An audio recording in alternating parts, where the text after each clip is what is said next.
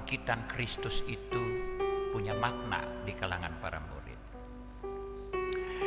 Sebab ketika Yesus disalibkan, Yesus mati, para murid kehilangan arah sama sekali ya. Mereka ada yang kembali menjadi nelayan, mereka yang takut, mereka yang mengunci pintu-pintu rumah.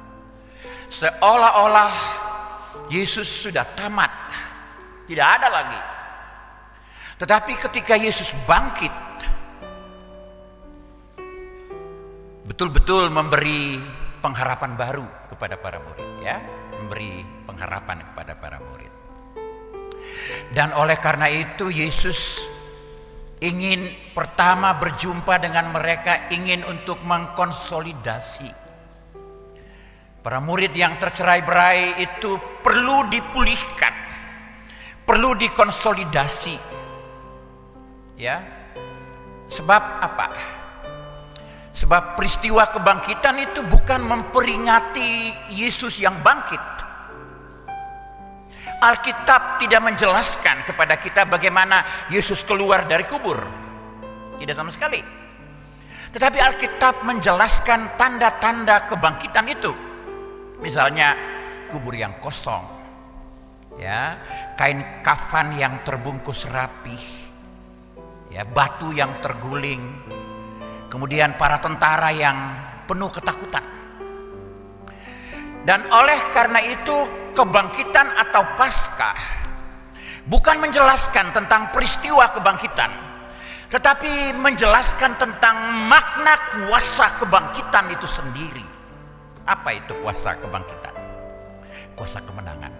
Yesus menang atas kuasa maut, ya.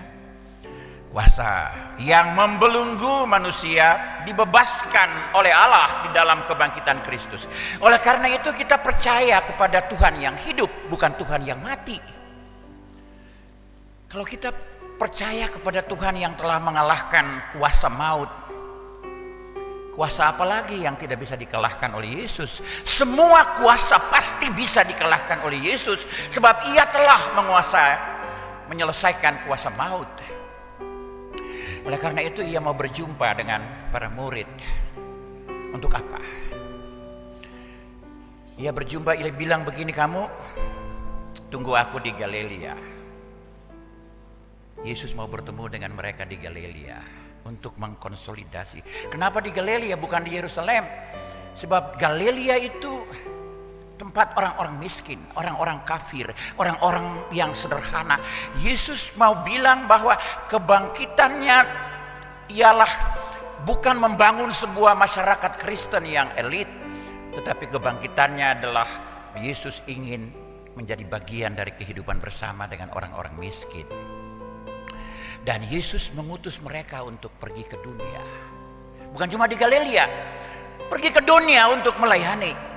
Oleh karena itu perjumpaan Kristus dengan mereka adalah Yesus ingin mengkonsolidasi, sebab Yesus akan pergi. Yesus akan naik ke sorga. Yesus akan naik ke sorga dan Yesus tidak membiarkan mereka sendiri. Sama seperti kita tahu lari estafet. Lari estafet itu Yesus sudah mengerjakan segalanya. Dia sudah memberi segalanya, semuanya sudah Dia kerjakan. Dan oleh karena itu Dia akan memberi kepercayaan kepada para murid dan gereja. Tongkat estafet itu akan Dia berikan kepada para murid dan gereja. Kamu harus melanjutkan pekerjaan ini, ya. Itu karya selamatnya mesti kita pahami betul seperti itu. Kamu akan menerima tongkat estafet untuk melanjutkan keselamatan itu. Aku akan pergi. Aku akan naik ke sorga. Tetapi aku akan memberikan kepercayaan ini kepada kamu. Panggilan untuk memberitakan Injil, panggilan untuk membebaskan, panggilan untuk memberitakan tentang keampunan Allah, kebesaran Allah dan kehendak Allah bagi manusia. Waktu itu para murid sing mau Yesus naik ke sorga. Dong bilang baru bangkit. Lama sedeng katong, kenapa mau naik? Kenapa mau pergi? Yesus bilang sing. beta harus pergi, sebab hanya dengan beta naik ke sorga, beta menjadi raja atas dunia ini. Ya, kita mengerti itu. Kalau waktu Yesus hidup, Yesus berkuasa hanya di Palestina, Galilea dan lain-lain. Tetapi ketika ia bangkit, ia naik ke sorga, ia menjadi raja atas dunia ini. Dan ia naik. 10 hari kemudian setelah ia naik, ia menganugerahkan kepada kita roh. Kenapa? Yesus tidak ingin kita sendiri. Yesus mau kita kuat, kita dituntun oleh roh. Karena apa? Karena kita harus mengerjakan pekerjaan yang sudah dikerjakan oleh Yesus. Apa itu? Pemberitaan Injil. Itu mandat. Yesus hebat, saudara ya. Dia tidak meninggalkan kita begitu saja sebagai anak yatim piatu, tetapi dia memberi roh supaya menuntun kita, menguatkan kita, membaharui kita, menopang kita, menjadi alat kesaksian di dalam tangannya dengan kuasa roh. Apa itu roh? Kadang-kadang kita bicara roh, tapi kita tidak tahu roh itu apa. Roh Kudus itu apa? Beta akan menjelaskan, beta tidak akan berkhotbah panjangnya karena ada jam kedua. Jadi beta akan menjelaskan ini supaya kita mengerti betul ya. Ada 4 pengertian tentang roh. Yang pertama, roh itu adalah Allah sendiri. Allah yang bekerja di dalam kedirian kita. Allah yang perwujudannya bekerja di dalam kehidupan kita, keseharian kita. Allah tidak hanya Allah pencipta, Allah yang mencipta kita, tetapi juga Allah penyelamat, Allah yang mendampingi kita. Selain Allah sebagai pencipta, sebagai Allah sebagai penyelamat, Allah juga adalah Allah penopang. Allah penopang dari dalam diri kita. Allah yang menopang dari dalam diri kita itu adalah Roh Kudus. Allah yang berkarya menopang kita dalam apa? Dalam pikiran, dalam perasaan, dalam hati, ya, dalam semua hal. Allah berkarya menopang kita, membaharui kita. Tanpa Allah yang bekerja dan menopang kita dari dalam, roh, kita tidak mungkin bisa bekerja apa-apa. Kita tidak mungkin bisa menjadi orang yang mau memberi kesaksian tentang Allah yang hidup, Allah yang bangkit, Allah yang menyelamatkan. Orang tidak mungkin memberi kesaksian tentang Injil Kerajaan Allah kalau dia tidak ditopang dari dalam. Oleh karena itu salah kalau ada orang yang bilang kalau Roh Kudus itu bekerja, orang harus tidak boleh pakai akal. Tidak. Roh Kudus itu justru mau menggunakan akal kita, perasaan kita, hati kita, jiwa kita, seluruh hidup kita, seluruh tindakan kita. Untuk apa?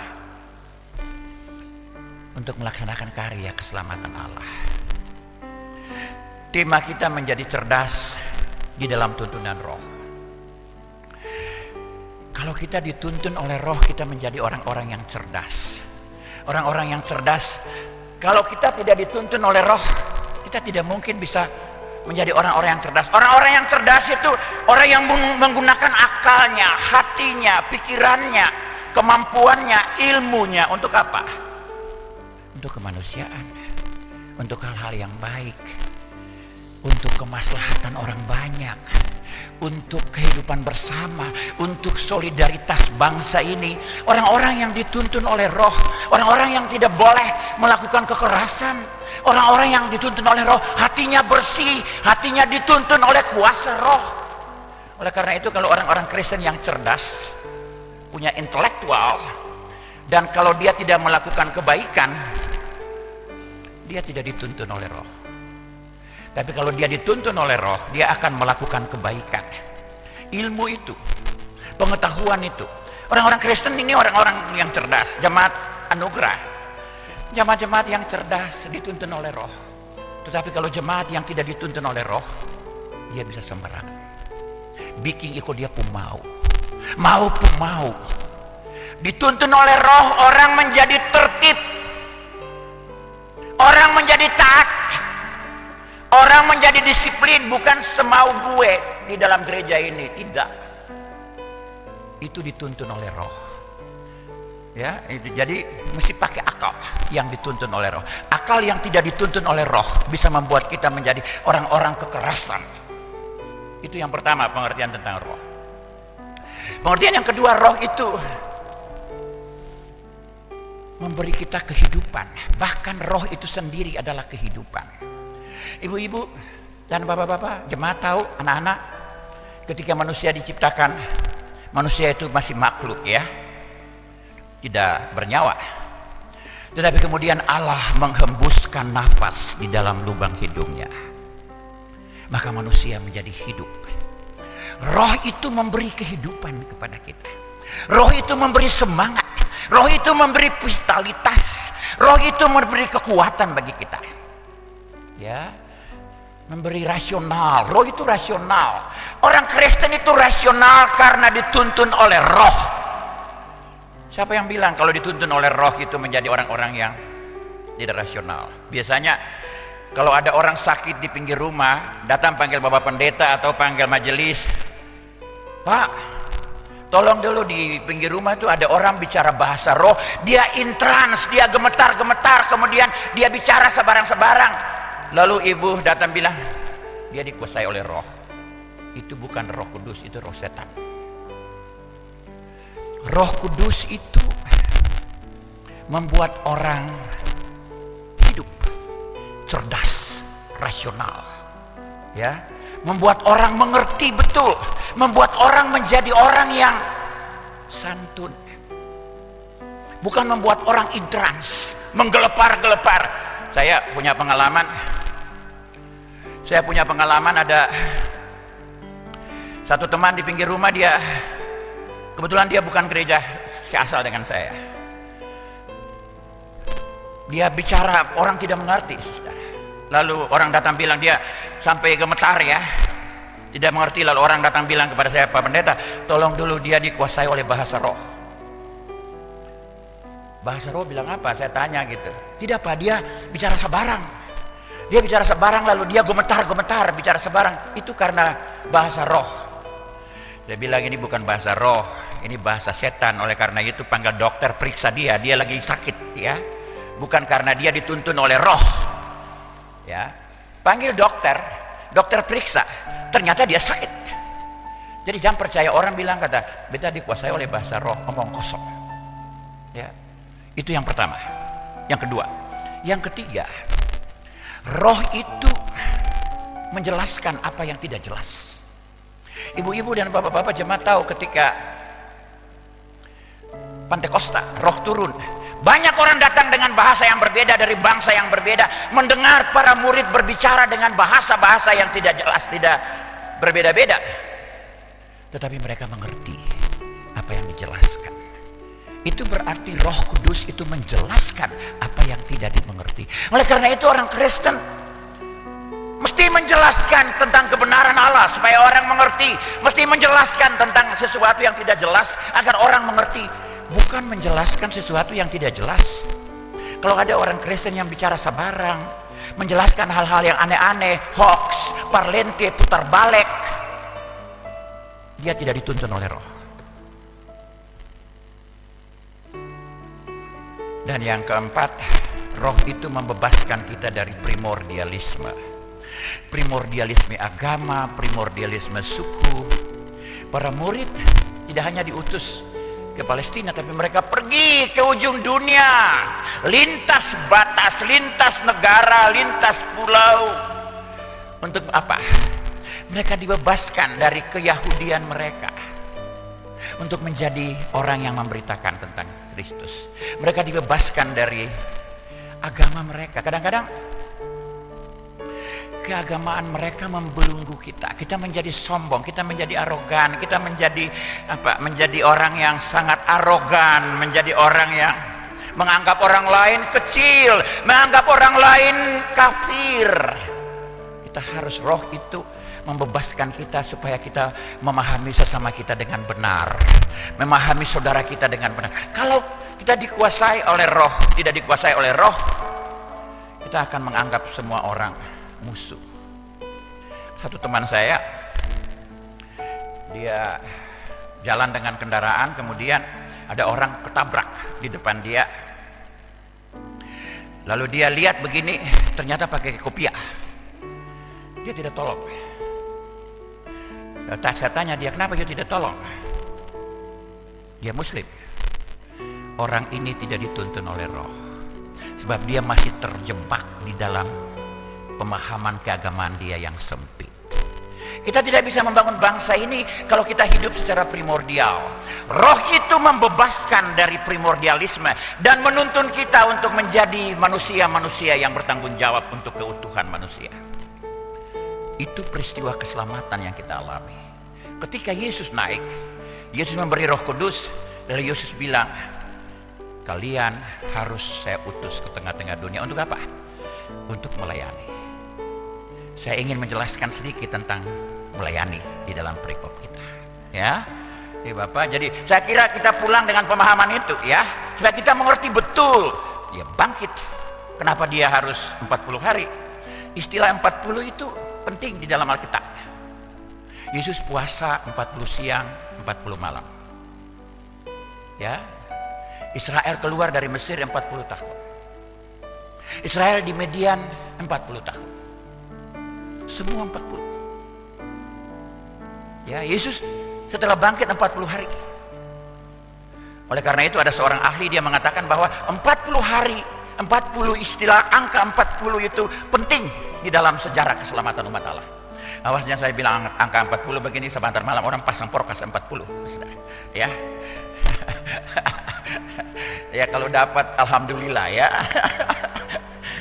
Ya, tapi saya ingin mengatakan tentang apa sih melayani itu. Jemaat, melayani itu tidak gampang. Saya jadi pendeta sampai sekarang sudah 30 tahun lebih. Tapi saya belum sejati melayani. Sebab melayani itu harus mempersiapkan mentalitas kita. Menjadi pelayan, menjadi hamba sama seperti Rasul Paulus. Rasul Paulus itu ketika dia di penjara, di dalam perikop kita dia mengatakan, kasih karunia Allah diberikan dan oleh karena itu jangan mencelah pelayanan. Jangan mencelah. Pelayanan itu tidak boleh dicelah dengan kesombongan diri, dengan ego, dengan segala macam. Dan oleh karena itu melayani itu mesti tahan banting. Kenapa? Mentalitas mesti kuat, mentalitas mesti kuat. Melayani itu bukan pekerjaan yang bergengsi. Siapa yang bilang melayani itu bergengsi? Tidak. Kalau ada orang yang merasa melayani lalu dia merasa dia bergengsi. Melayani, tahu ibu bapak tahu babu, jongos. Tahu jongos? Babu. Jongos itu biasanya dia masak. Dia mempersiapkan tuan makan, baru kemudian dia makan. Jadi melayani itu bukan pekerjaan bergengsi, ya. Itu apa? Kalau sampai ada kita merebut jabatan pelayanan di dalam gereja, atau kita merebut apa saja di dalam gereja, apalagi kekuasaan, itu bukan motif melayani, tetapi itu motif yang lain. Saya ingin katakan ini kepada orang-orang Kristen dan kepada kita. Itu yang pertama. Yang kedua, mengapa kita melayani? Mengapa harus kita melayani? Apakah melayani itu selera kita? Apakah melayani itu kita suka-suka saja? Tidak. Apa motivasi yang benar dari kita melayani? Ada ya, saya pendeta.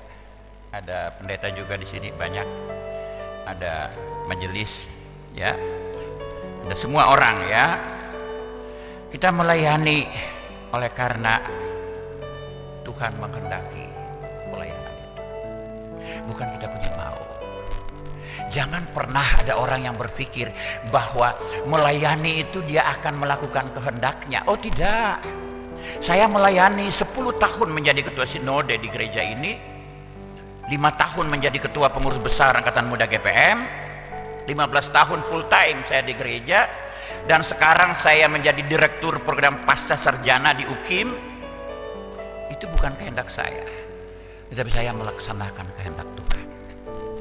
Seorang penyapu lantai di gereja ini, penyapu jalan di gereja ini, dia mengerjakan bukan karena pendeta suruh dan dia mendapat upah, tidak, tapi dia mengerjakan kehendak Tuhan yang ia percayakan kepada dia.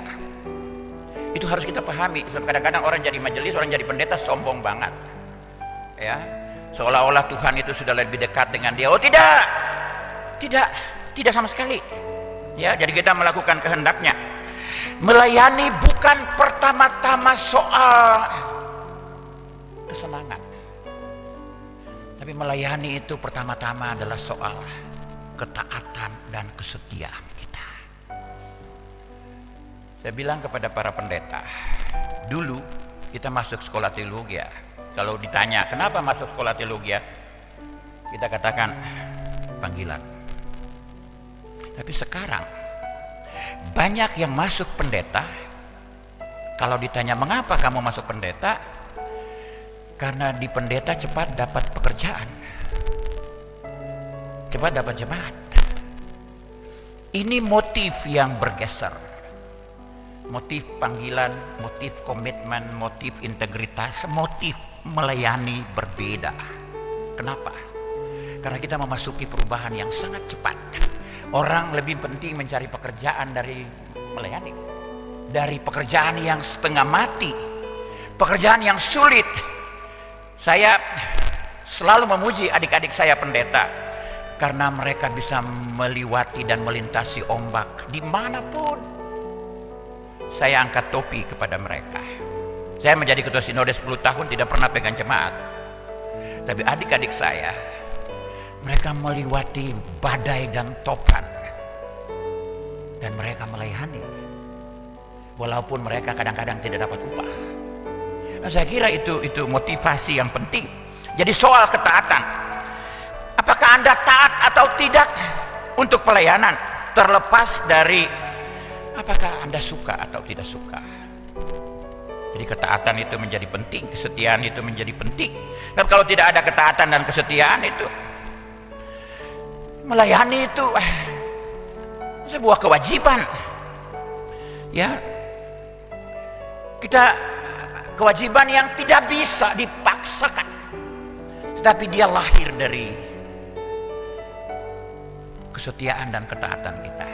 Jemaat, Allah panggil semua orang untuk menjadi pemimpin. Allah panggil kita semua, ya. Allah tidak bertanya kamu siap atau tidak. Allah panggil kita bukan panggil bejana yang penuh. Saya menjadi pendeta bukan karena saya hebat, bukan karena bejana saya penuh, otak saya penuh. Allah panggil kita karena kesediaan kita, bukan karena. Saudara cari di dalam Alkitab, semua yang Allah panggil orang-orang yang terbatas, tidak penuh. Simon Petrus pernah menyangkal, Paulus pernah membunuh orang-orang Kristen, tapi Allah panggil dan Allah bentuk mereka. Oleh karena itu jangan takut kalau Anda nakal, Anda jahat, lalu kalau nanti diminta untuk menjadi majelis, lalu Anda bilang, Pak, beta jahat. Oh tidak, Allah mau orang-orang seperti itu. Allah mau merubah dia menjadi orang baik. Jadi Allah tidak panggil orang yang tiap hari dia masuk gereja rajin betul, padahal dapat orang di jalan sengka suara. Itu juga Allah malah jengkel banget dengan orang-orang seperti itu, yang pakai pakaian hitam seperti saya, tetapi di dalam pakaian ini ada bangkai-bangkai orang mati, ketidaksetiaan dan kesombongan kita. Itu yang Allah gak suka. Ya, itu kita melayani. Siapa yang kita melayani? Siapa yang harus kita layani? Orang kadang-kadang melayani lihat muka lah itu, lihat muka. Melayani kalau orangnya, ini kalau melayani di sana, ini pulang dapat amplop. Ini kalau kita tawa. Saya punya teman-teman pendeta, adik-adik saya juga begitu. Saya harus bilang apa adanya. Kenapa? Karena kadang-kadang mereka punya gaji kecil dan tidak bisa membiayai hidup rumah tangga dengan pas. Nah, oleh karena itu, kalau ada pulang libur datang di Ambon, mau pulang, biasanya mereka punya teman-teman Kita melayani dulu supaya bisa dapat uang pulang. Itu ada. Tetapi itu bukan sikap yang benar. Ya. Tetapi melayani itu melayani semua orang. Tidak ada orang yang terlalu tinggi untuk melayani dan tidak ada orang yang terlalu rendah untuk dilayani. Ada orang yang semua perlu dilayani. Ibu Bapak tahu Yesus. Waktu Yesus di sumur, lalu ada seorang perempuan Yesus minta minum dari perempuan itu. Perempuan itu pelacur. Perempuan itu orang kafir. Ada 3 hal. Dia perempuan kelas bawah dengan orang-orang Yahudi, dia pelacur, dan dia kafir. Yesus mau minta air dari dia untuk minum. Itu dilarang itu di dalam tradisi. Tetapi Yesus minta air dari dia. Saya mau bilang kepada semua pelayan, itu contoh yang baik. Kita melayani walaupun orang itu jahat. Kita melayani walaupun orang itu kotor. Kita melayani walaupun orang itu hina. Kita melayani walaupun dia musuh sekalipun. Melayani bukan karena dia adalah saudara saya, dia adalah suku saya, dia adalah orang kei, saya harus melayani dia. No way. Melayani walaupun dia kafir sekalipun dan lawan sekalipun. Semua harus kita layani. Supaya pelayanan itu betul-betul hidup. Ya, dan oleh karena itu pelayanan itu betul-betul Yesus katakan dan oleh karena itu jadi tadi sudah saya katakan, untuk apa kita melayani? Kita melayani karena apa untungnya, apa kasihnya, apa ruginya bagi kita? Apa betul melayani itu hanya memberi? Apa betul hanya memberi? Hanya mau berkorban? Ada orang yang sombong, dia bilang begini, saya melayani, saya mau berkorban, saya tidak perlu mendapatkan apa-apa. Bahkan dia mengatakan, terima kasih Jo jam bilang forbeta. Itu sombong, itu bukan melayani, itu omong kosong. Jangan begitu. Kita terbatas saja. Ya. Kita tahu kita tahu bahwa mungkin kita tidak mengharapkan sesuatu dari pelayanan kita. Tetapi ada sesuatu yang harus kita dapat dari pelayanan kita. Apa itu? Kepuasan batin kita. Ibu-ibu para majelis melayani setengah mati, jangan pernah berharap apa yang akan didapat. Dapat sesuatu. Apa itu? Kepuasan batin kita. Ya, kepuasan batin. Ya, lebih berbahagia memberi daripada menerima. Itu kepuasan batin kita. Ya. Saya kira itu motifnya ya. Jadi jangan kita kemudian merasa bahwa kita ada melayani itu tanpa pamrih. Jangan berekeng. Ada orang yang melayani, ilustrasi yang biasa, tidak ada udang di balik batu. Ya. Dan tidak ada kutu busuk di balik selimut. Jangan cari apa-apa di gereja ini. Kalau mau melayani, jangan jadi seolah-olah jadi udang, ada pikir sesuatu di balik seluruh pengorbanan kita. Ibu Bapak, saya melayani 30 sekian tahun. Banyak penawaran kepada saya, jadi ini, jadi itu. Saya bilang, saya pendeta. Saya dapat gaji dari ibu-ibu janda dan anak-anak yatim piatu. Dan bagi saya itu mahal betul. Sebab mereka beri bukan dari apa yang mereka punya kelebihan, tetapi mereka beri dari apa yang mereka punya. Ya. Dan oleh karena itu melayani tanpa pamrih, jangan hitung. Nanti setelah saya melayani saya akan dapat itu. No, itu soal Tuhan. Tulus, setia, taat melayani. Melayani jangan ada kutu busu ya di balik selimut. Melayani bukan seperti orang memancing, buang kawalinya dapat bubara. Enggak lah. Yesus nggak bisa diadu dengan umpan. Yesus itu tahu banget. Kita adu dia, dia malah adu kita.